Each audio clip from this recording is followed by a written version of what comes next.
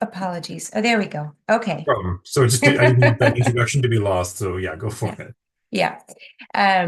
So I was just saying, welcome to the ninth episode of Let's Talk Ghost Gear.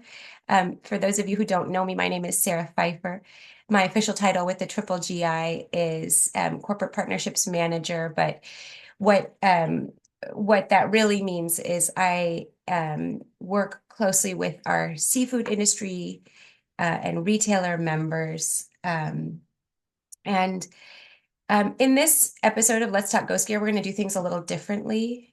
You haven't heard from us yet. And so today I'm hoping to share a bit with you about how Triple GI works to share commitments um, from how we're working to secure commitments from the seafood industry, specifically by addressing vulnerability to ALDFG from within their supply chains. So I also wanted to mention that following my presentation, there's going to be a lot of time for conversation, but Joel and Katie are going to help me by managing the chat. So hopefully I can answer your questions, but happy to answer questions at the end of the presentation as well. So as many of you probably know, the Triple GI started out of World Animal Protection, based in London. So many of our earliest seafood industry and retailer members are actually UK retailers. Um, Now we have a bit more of a global distribution. We have members in Australia and the US and Canada and Thailand and Papua New Guinea, etc. We currently are working with 21 seafood industry members who represent leading brands, seafood suppliers, and retailers. Um, they source seafood from a tremendous diversity of species found across the globe. And within their combined seafood supply chains, you use nearly every gear class. Um, I think there are many elements of the Triple GI that make us sort of stand out as a platform, but the one that I most often point to is that our strength is derived from the diversity of our membership. And so collaborating and elevating each other's work um, is integral to the way that we operate. And from the beginning, Triple GI recognized that inviting the seafood industry to the table could lead us to really significant impacts on the water.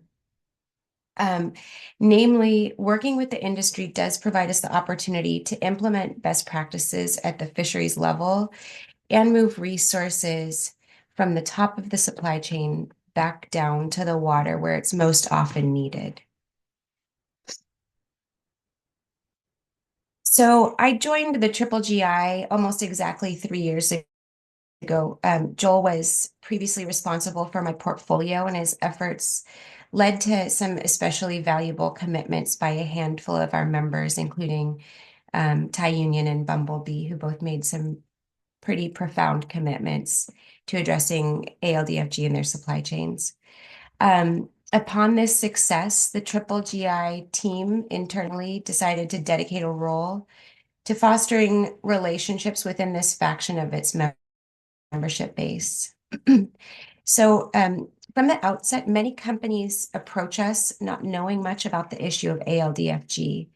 So we start by providing resources that help them to build familiarity with the issue and then help them to connect potential supply chain risk with feasible and lasting solutions.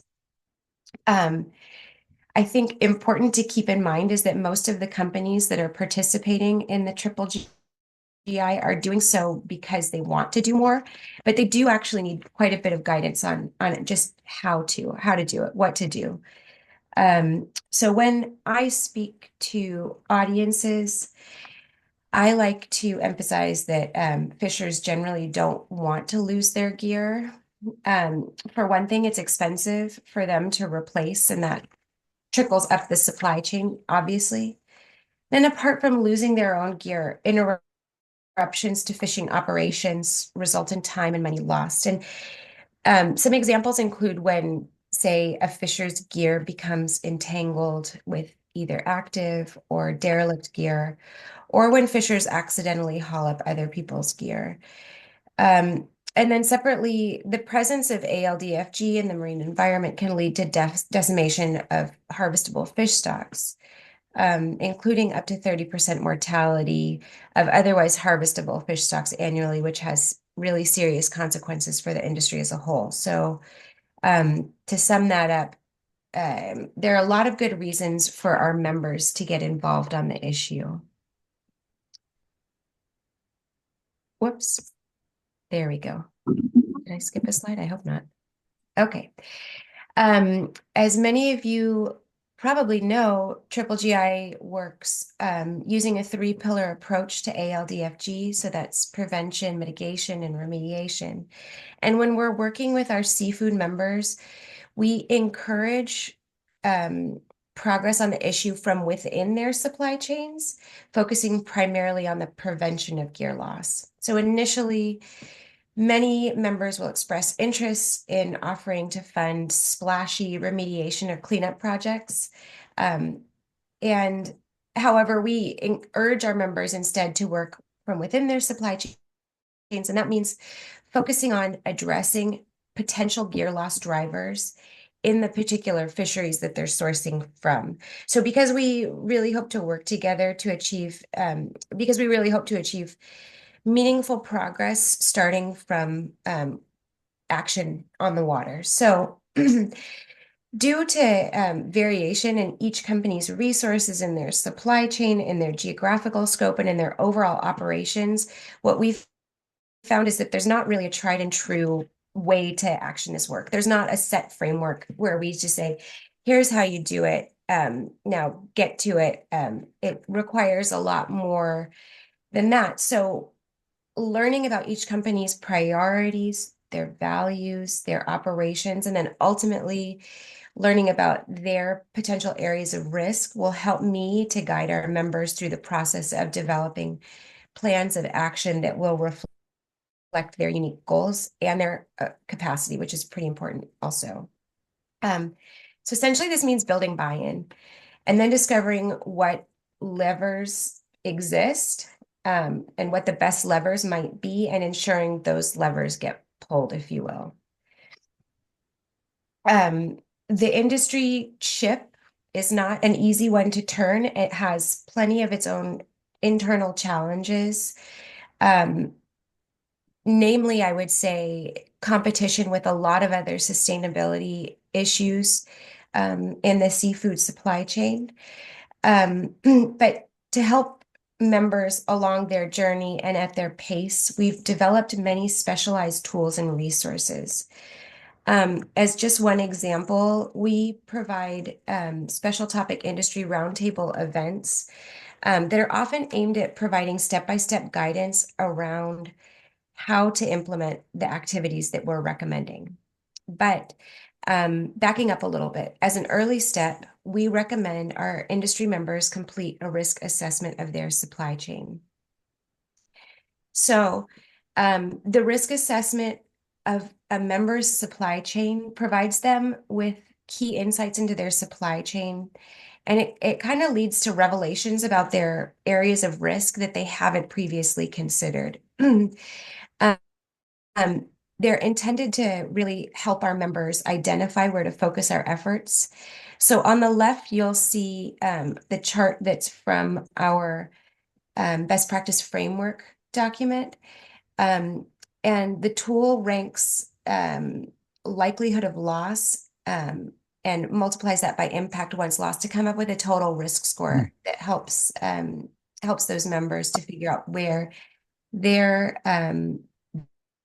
seafood source lies. So many members choose to add other metrics that can be useful to them in their analysis and move their analysis a little bit farther along. One of them is the percentage of overall volume from the seafood that they source. And it can also include species and fisheries location. Obviously, the more parameters that they're including, the better insight we can get into the supply chain. And generally, risk assessments, absent those additional criteria, risk assessments can really only provide a coarse overview of the potential for risk, and they don't actually capture what's happening, the on the ground conditions or on the water conditions. So in the example to the right, you can see that only a very, very low portion of the supply chain is at high risk for gear loss, which is shown in the upper right-hand corner of that um, chart. Yeah. So many of our members want to start here and address the highest risk portions of their gear, of their supply first. But there are also many ways that even potentially low risk fisheries can address ALDFG. So things that they can do when they have a large proportion of their supply sitting in the lower risk include better management of end of life gears, improving safety protocols and training around the recovery of gears, either theirs or gears that they encounter at sea, adopting repair and maintenance schedules, adopting or improving their waste management plans. And then in the case of aquaculture, one recommendation that we often make is to ensure that their waste management plan includes a plan for decommissioning those plants so that those gears used in aquaculture operations can be responsibly disposed of at the end of their useful life. So out of all of our members, half of them currently have completed ALDFG risk assessments for their supply chains. And one of our members, in addition, funded a comprehensive year-long risk assessment project that's about to be finalized in December. So then we'll be at a total of 12 risk assessments. So risk assessments often serve as the basis for a member's unique ALDFG action plan. Here you can see an example of one of our members' action plans with their names and sort of sensitive information removed. And I just want to share a little bit with you about the process of how we develop this action plan and its sort of unique elements. So I started by identifying the company's closest ties to on-the-water operations and realized that they were in the midst of developing a fisheries improvement program for one of their wild shrimp suppliers.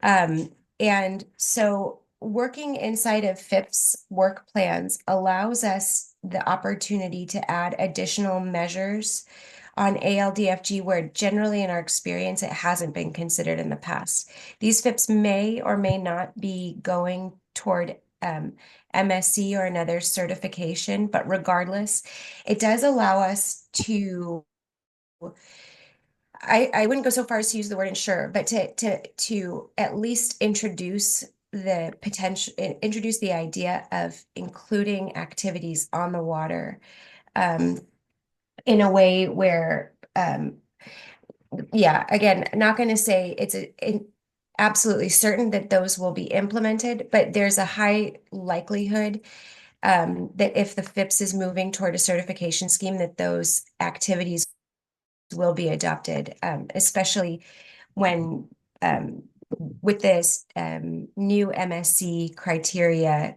around ghost gear that's included in Standard 3, especially. The second thing that I did was I determined other gaps that might need filling, especially in their not so high area of potential risk. So because they source so heavily out of Indonesia and our best practice framework companion document, that's a tool and resource developed specifically for our industry members, was only currently available in English. I asked this company to fund the translation of the document into Bahasa Indonesian, and that was both for their benefit because they're sourcing so heavily out of that geography, but then also the other piece was that we can share that with our other members, a number of whom are also supplying from aquaculture facilities in Indonesia. So starting to distribute the best practice framework more broadly is certainly one of our aims at the GGGI, and this was one opportunity that I discovered to help promote that. And then the other thing that I did was I discovered which of the supplier relationships was the strongest and most valuable, and then worked to leverage that relationship. So one example is that this member, their key supplier participated in our pilot work supplier engagement series that we hosted back in June, and these are going to be either annual or biannual training sessions that we have for our members' suppliers. So it's not necessarily just us training on the BPF, though that's part of it. It's also sort of a two-way street, gathering information about what the feasibility is of implementing our recommendations down the supply chain based on their knowledge, and really kind of getting the inside scoop or a better idea of what's happening on the water, because the suppliers oftentimes tend to have closer ties with operations happening on the water. Other ways to leverage those relationships with suppliers include by developing gear trialing projects, or thinking through end-of-life solutions together. So to date, one member has completed an action plan, 2 are currently in progress, and 7 more action plans are under review by our industry members. So in all, nearly half of them are working toward these action plans, which are no small feat. It really does take a lot of thought and consideration to figure out what types of activities are going to be feasible and that the member truly has the capacity to carry out in a meaningful way. So examples of recently recommended activities in our members' action plans include trialing of GGGI's reporter app in a brown crab fisheries improvement project. And that one's sort of I would say the one that's most hot off the press. 2 weeks ago, we hosted a roundtable to introduce the idea to our members and provide them guidance around the how-to of how to encourage the vessels that they supply from to report gear loss. Well, one of our members came back to me almost immediately and said, this is something that we want to do, and we want to be able to get this off the ground even as soon as next year. So we were able to include that in their action plan. Another one is funding a biodegradable FAD trialing project in a tropical tuna purse seine fishery.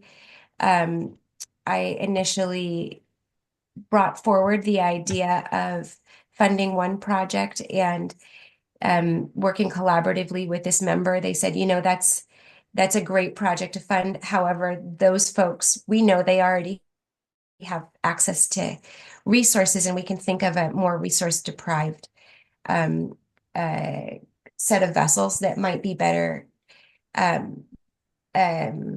positioned, or it would be better for them to receive the funds because they kind of need it more. And then another one is researching to improve end-of-life gear management in Samoa. One of our members works has a facility in Samoa, and the majority of their fish travels in and out of Samoa, and they also ship fish directly from Samoa to the States. So we're working to come up with a collaborative project to manage that end-of-life gear. And in addition to the tuna that they're bringing back to the United States, to also figure out a way to bring gears at the end of their life back to the United States for recycling. And then one of our members just completed an action plan activity that was surveying fishers in the Alaskan gillnet survey. I actually have a call with them next week to talk about how that went, because it just finished. We have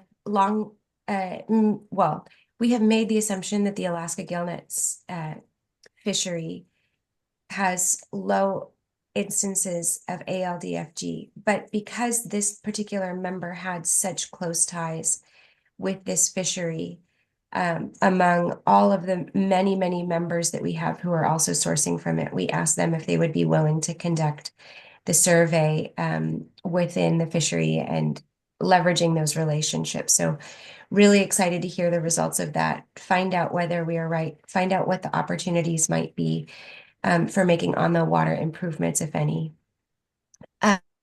Um, a new one we just identified is providing a best practice framework workshop to the internal buying team of a large retailer. And that's happening at the end of this month. I actually don't think I've announced that to our team yet. So Joel, that's in the works. But really excited to be able to provide some additional training to teams internally. And I think that a lot of times these buyers think that what I'm going to come in and say is, hey, don't buy from these guys. If we think they're at high risk of gear loss, let's avoid them. Well, no, that's not our approach. Our approach is to, rather than avoiding them, to help them make improvements on the water so that their risk of losing gear is reduced, which is better for the marine environment, generally better for fish stocks, everything we mentioned before. At the request of one of our members, I started looking into the use of electronic monitoring for the purpose of identifying gear loss or gear loss drivers and identifying gear that's encountered, derelict gear that's encountered out at sea. And this is something that, after having spoken to a number of electronic monitoring providers, hasn't really been done before. So we are going to work with one member to trial the use of electronic monitoring for gathering data within one of their tuna fisheries, as they're bringing on board some new electronic monitoring technologies. We've pitched the idea of a best practice framework implementation quantification methodology.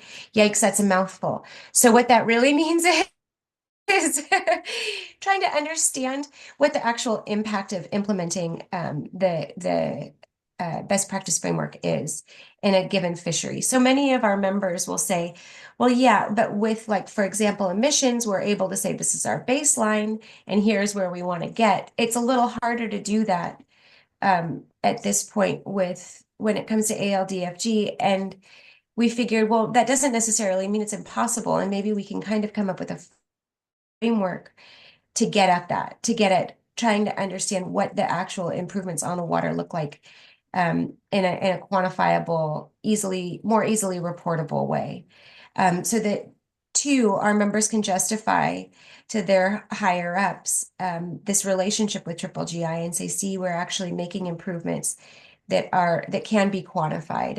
And the other piece of that is some of our members have expressed wanting to say, we've implemented the best practice framework across 100% of the fisheries that we source from. Well, I'm not really sure what that means per se. So we decided that we would ask one member to help sort of develop the criteria, the methodology around that. Another example is that we're working to establish a new gear lending library in a high-risk pot and trap fishery. This, again, is another example of leveraging a key supplier for one of our members. They're very interested in doing work that is based near to them geographically. It's a pillar of their efforts sort of across their supply chain that surpasses just their seafood supply chain. But we realized that there was one of their suppliers who is likely suffering from high gear loss in a fishery that would be considered high gear loss according to our best practice framework. So right now we're developing surveys within that fishery to ensure that the problem is as bad as we think it is, and then develop the lending library program with the technology tools that can actually assist this fishery with their gear loss issue. And then the last one that I wanted to mention is that we're working with one member to develop surveys of fishers in the Norwegian cod gillnet fishery, sort of similar circumstances to with the Alaskan gillnets fishery. So that is my presentation. I really appreciate your joining me for this conversation today. And I'm excited to answer the questions you have about how we're working with the seafood industry portion of our membership to on the prevention of gear loss and on the issue of ALDFG.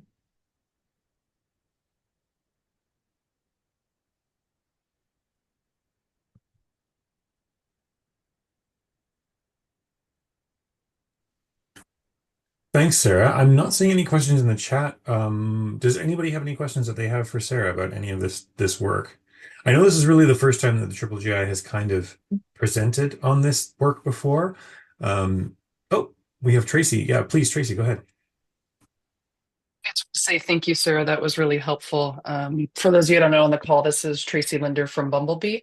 One of the companies that Sarah mentioned is involved with Triple GI. And I've been thinking, Sarah, I'm always trying to avoid more meetings, more travel, but would love to connect with these other companies to better understand what we're each working on.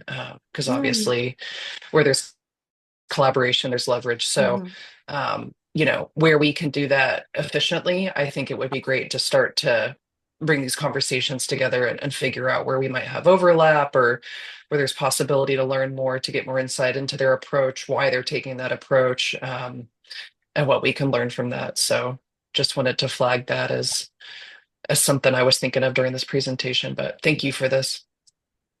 And Tracy, just to get a little bit of extra clarity around your recommendation, are you suggesting more collaboration and opportunities for overlap with the general membership, or are you speaking specifically about more maybe in-person opportunities to meet with our industry members, or maybe you mean both?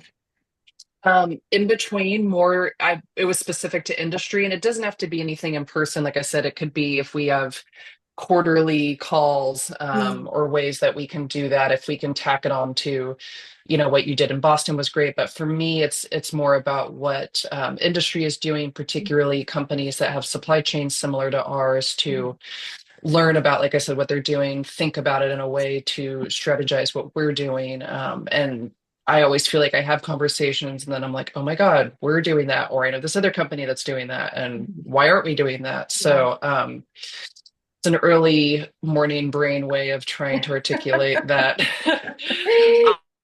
No, that's great because you made that learning more recommendation. from those companies. Yeah. And I don't think, like I said, it needs to be more than something like a quarterly call. And I can often talk to them at the side meetings. But I was recognizing going into this meeting that I was unaware of what Thai Union might currently be working on, or StarKist, et cetera. So as much as is possible.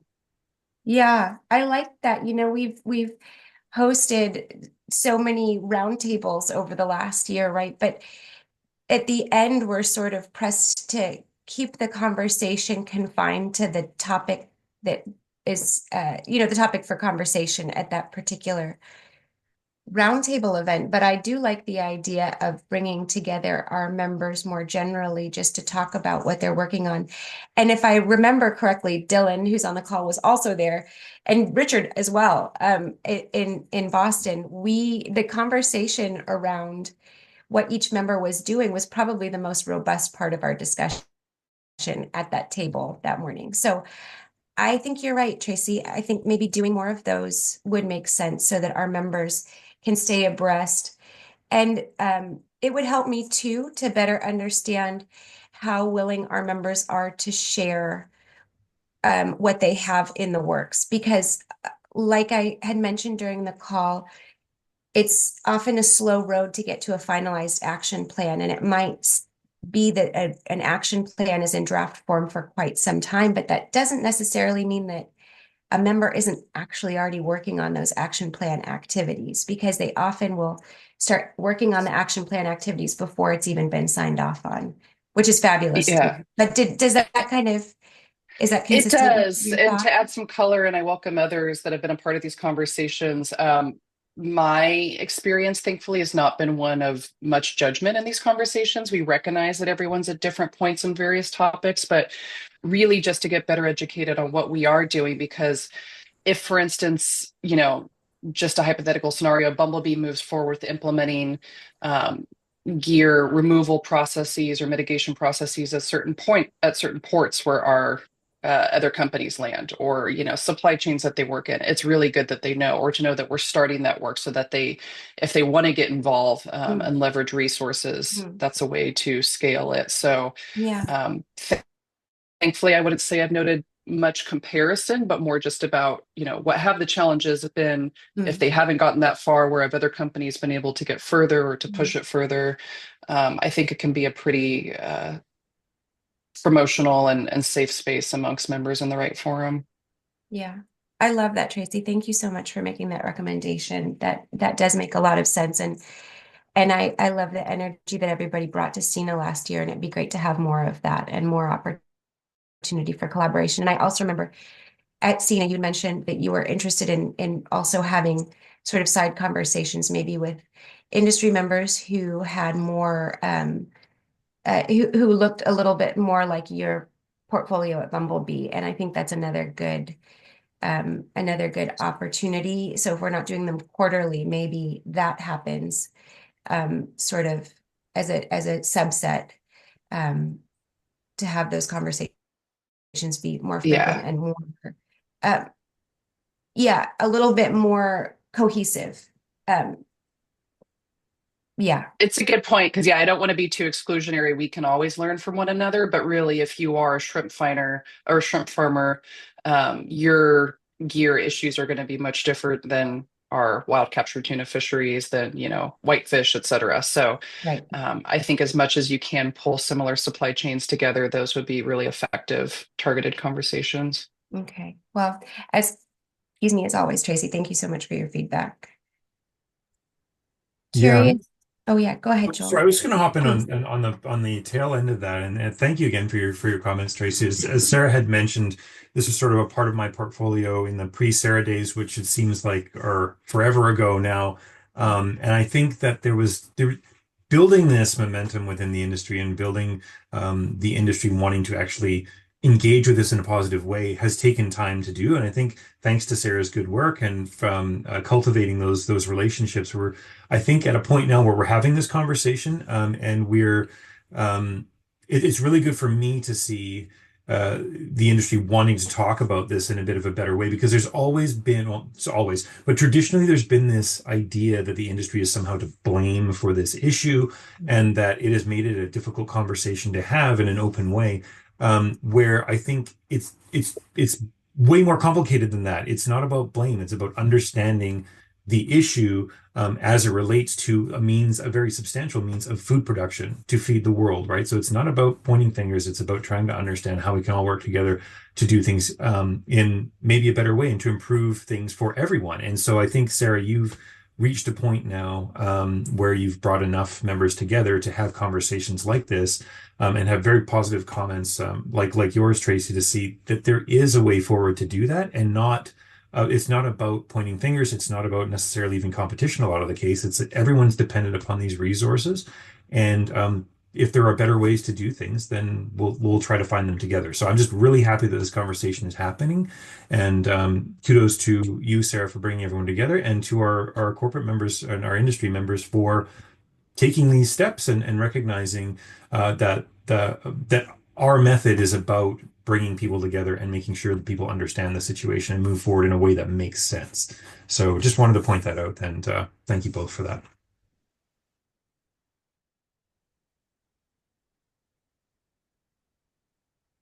Anyone else with questions or thoughts?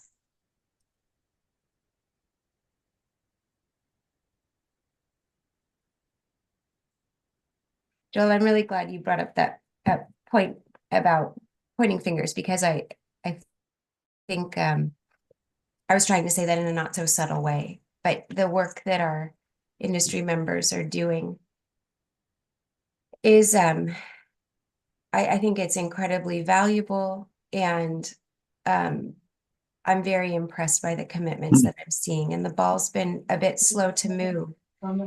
But I see us gaining really good momentum recently, and I feel so enthused by it, because I think the more of our members who are demonstrating that this issue is of importance to them, the more it will be picked up in the industry as a whole as a a sustainability issue that's really worth addressing for so many different reasons. And then on that collaboration piece too, I love the use of the word safe space, because that's what I'm hoping to build. We're all in it for the same purpose, right? Which is to ensure a healthy ocean ecosystem. So I think that as a guiding principle, yeah, is really effective, both with our membership as a whole and then also with our industry members.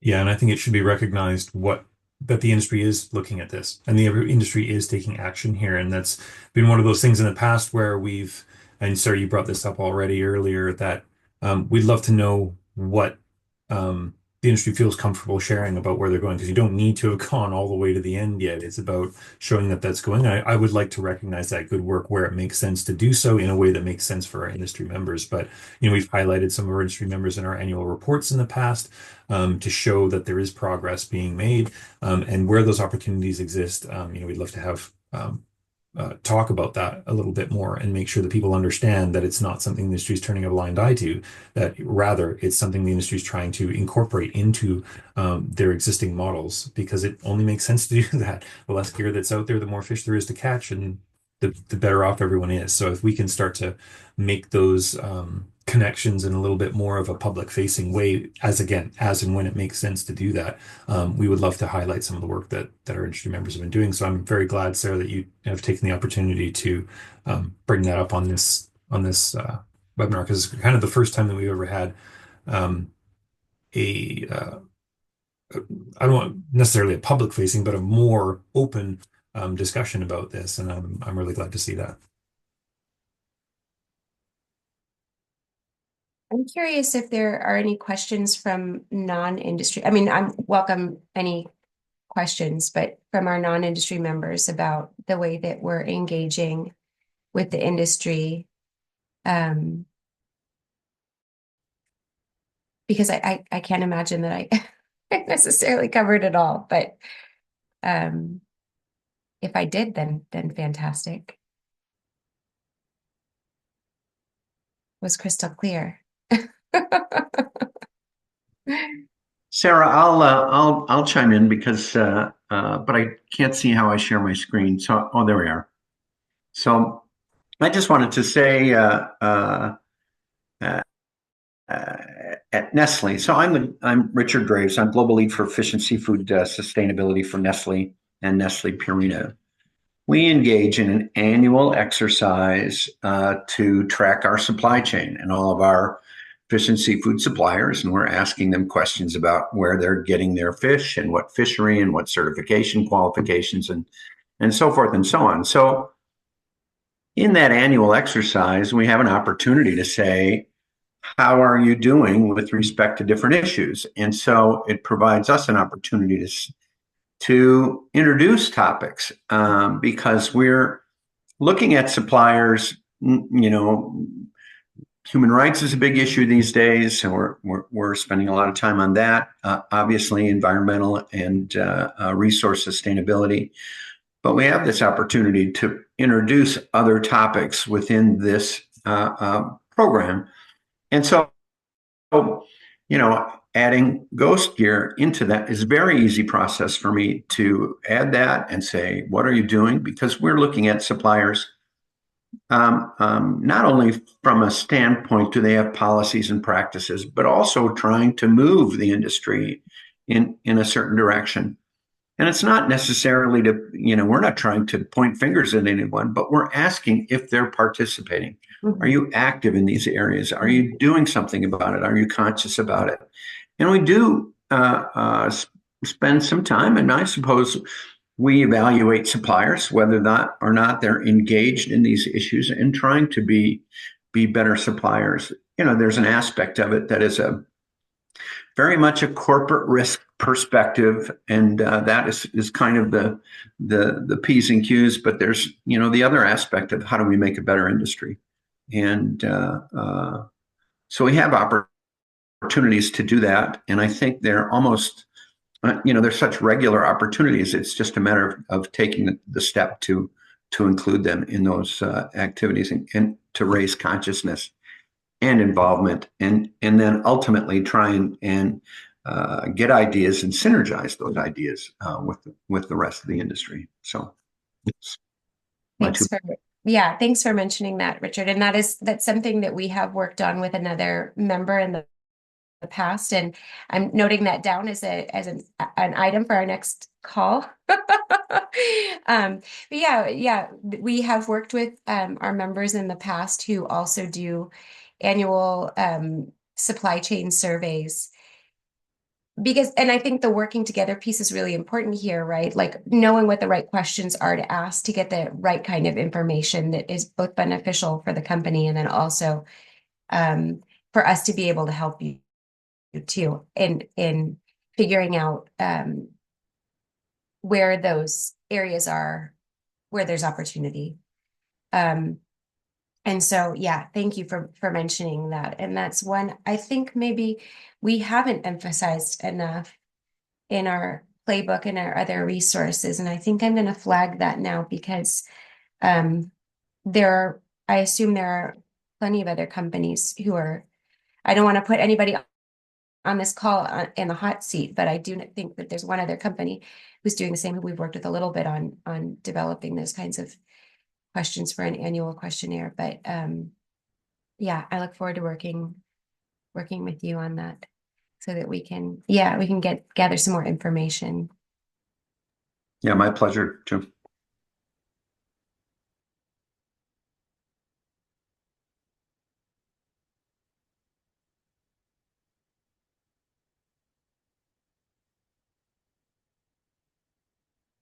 Well, I suppose, let's see, I'm going to check the chat. Can you remind me of that? Oh, yeah. Thanks for asking that, Christy. The timing tends to be on a 2 to 3 year time horizon. I think most of them that we've recommended have been 3 years. There's one draft action plan that we have out for review that's 4 years, and that's just because there were so many different items, and some of them spanning across many years, that we felt like trying to accomplish that action plan in 3 years wouldn't be feasible. But that's about right. And like I said, a lot of times members will start by implementing things that are on their action plan without actually having sign off on the action plan from the companies. And that's just based on my experience, sort of the sustainability teams being really interested in hitting the ground running quickly with ideas that are easy to implement or easy to implement more immediately. So yeah, in that sense, they can start well before the action plan and then carry on for a few more years. And then there are other instances, like we have one member who's just absolutely blowing through their action plan way in advance of what we were anticipating. So yeah, working with them to come up with some additional ideas of things that they might be able to do to build on what they've already done is also an option. I like to make sure that our members, that the action plan serves as sort of a roadmap, and it's also iterative. So if we reach dead ends, or if there's sort of the momentum slows in a particular area for an unforeseen circumstance, that we can table that and switch gears and move to a different or even a new activity. So we try to be as flexible as we can with those, just to be mindful of the fact that there are a lot of external pressures and just the unpredictability a lot of times in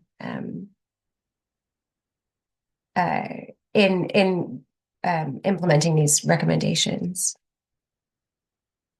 And then Holly, as action plans are developed and activities proceed, it seems there may be scope to use the learnings from these to inform future initiatives. Yeah, and that That's such a good point, Holly. That action plan that I showed in the slides today was one of the early action plans that we had signed off on, and that is included in our members resource page, our industry member resource page as an example. But I think as we have more action plans finalized, we're going to be able to add more examples. My hope is to add more examples to that sort of portfolio of action plans so that other members can look through and see what other members are doing and working on, and have some ideas to choose from. But I last year I created a what I call our action plan playbook, which is sort of a whole suite of different ideas for action plan implementation. And what I'm finding now that we're getting a lot of traction with with action plans that represent different, really vastly different seafood supply chains is that there are so many more opportunities than what I captured in that original playbook. So I love the idea of adding more action plans to our resource page, because our members can really use that as a springboard for their own ideas of how to do this work inside their supply chain.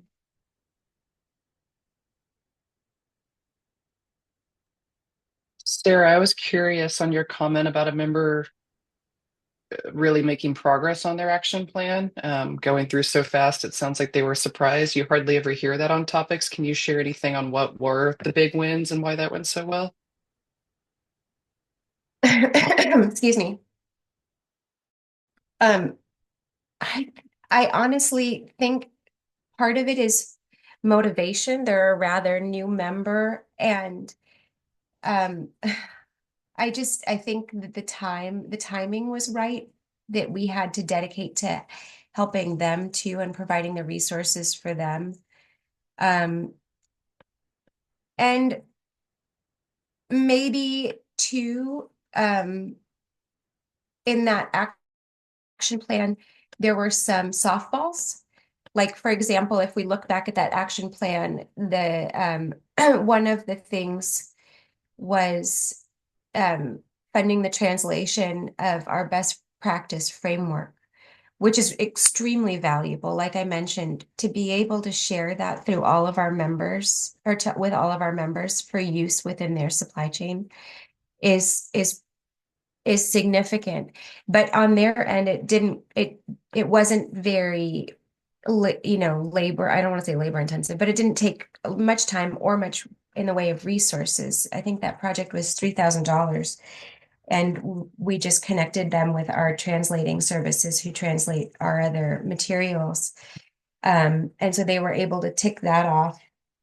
Yeah, I would say a combination of motivation, some sort of low-hanging fruit that they were able to take care of. And again, I think they started kind of getting out ahead of things before before the action plan was finalized. So initiating conversations. But what I really have seen is like kind of slow and steady work. Every time we speak, they seem to have things in the works to make progress on those action plan activities. That's helpful. Yeah, I was just thinking, coming back to my original point, particularly in the tuna sector, and for those of us that don't own vessels, a lot of our work is going to have to be working with suppliers and with stakeholders. So just another reason why I'm thinking any collaboration that is available would be particularly useful, because like all topics, when you're the one company coming asking for something, it's not going to be nearly as effective as if, two, three, all of your suppliers are asking for the same thing. Um, so it sounds like it wasn't necessarily that case, but I'm thinking about where industry, particularly big companies like ours, might have challenges are with, getting the ball rolling with a pretty extensive supply chain on the actions that are necessary, and getting that input, which involves time, effort, money, all those things that we're working on to change these issues. Yeah, I mean, Tracy, you're hitting the nail on the head. Your supply chain is just vastly complex. And so that definitely makes things a bit more challenging. Not to say that member doesn't have um their own complexity within their supply chain. But yeah, with a supply chain as diverse as Bumblebee's, and for those companies, it definitely can be a bit more of a challenge. I find that for some of the members who have closer relationships with suppliers, closer relationships with on the water activities, like those folks who are going out to aquaculture plants, who are going out trying to get down onto the water, it's a little, on a regular basis, it's a little bit easier. But yeah, there are varying levels of complexity. And also there are, I'd say, like the robustness of the activities, there's a lot of diversity in that. For example, Bumblebee is our member who's doing the comprehensive risk assessment of their supply chain, and that's a completely different risk assessment than our other members. What you're doing is much more akin to Fisher surveys, which our other members really haven't done at this point at the level that you're doing them. So yeah, some of the activities can be on a gradient of either really sort of lightweight or really sort of heavyweight. And the Bumblebee example is a really good example of that sort of heavyweight intervention to try to understand what's happening on the water. And obviously that would take more time. I think somebody working on a risk assessment using the best practice framework risk assessment tool could complete that in an afternoon, even including things like volume and geographic location of the fishery. But for example, Bumblebee's doing, that's taking a year. So it just also comes down to the scale of those activities. Yeah, and I think that sort of speaks to why there's no standardized approach, right? Yeah. And that's why we do it at an individual basis, and that's why Sarah spends so much time connecting with our members to make sure that we're doing things that make sense for them. Because depending on the size of the company, depending where you are on the supply chain, depending on all the things that Sarah has just mentioned, the outlook and a work plan is going to look very different, and we are wanting to embrace that. And I realized that in the early days, that can look a little bit, and Sarah, you and I have this kind of conversation many times, that sometimes the industry members or whatever just want to know where to start. They just want to know what to do, but it's not as simple as just giving here's the way it needs to be for everyone, because it is so vastly different. But we've had to work through those challenges. Sarah, you've done an excellent job, getting to know our members and what their capabilities are. And when I talk about capabilities, it doesn't just mean like financial resources and things like that, but it's like, how quickly can you steer that ship? And the larger you are, the harder it is to turn.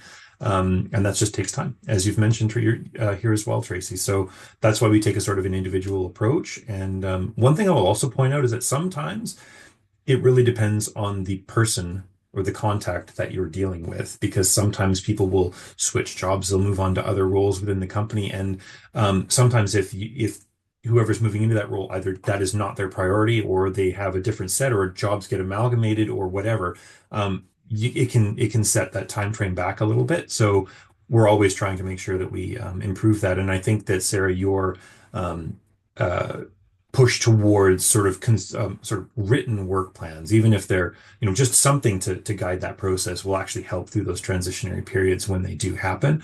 So there's something a little bit more concrete. But again, it's taken a long time to build to this level. Sarah, you had mentioned that it seems like it's again, the snowball analogy has taken a long time to build that up, but we're at a point now where I think there's enough built that we can do quite a bit with it. That mirrors the evolution of the triple GI. It's maybe a little bit behind, because that engagement really has, I would say, started in a really earnest way since you came on board, Sarah, with that dedicated role. But it's been the same. It's a slow burn, but once you get there, that's when things start to happen very quickly. And I think that we're nearing that issue now, or nearing that stage now.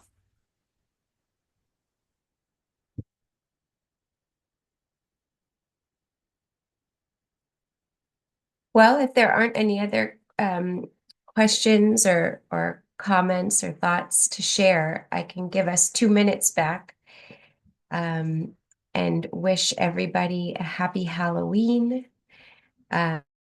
or a happy Thursday.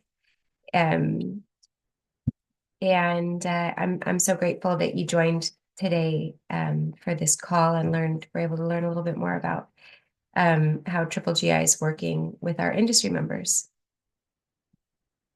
And with that, I'll say I'll look forward to seeing you at the next Let's Talk Go Scare episode 10. Thank you, Sarah. Thanks, everyone.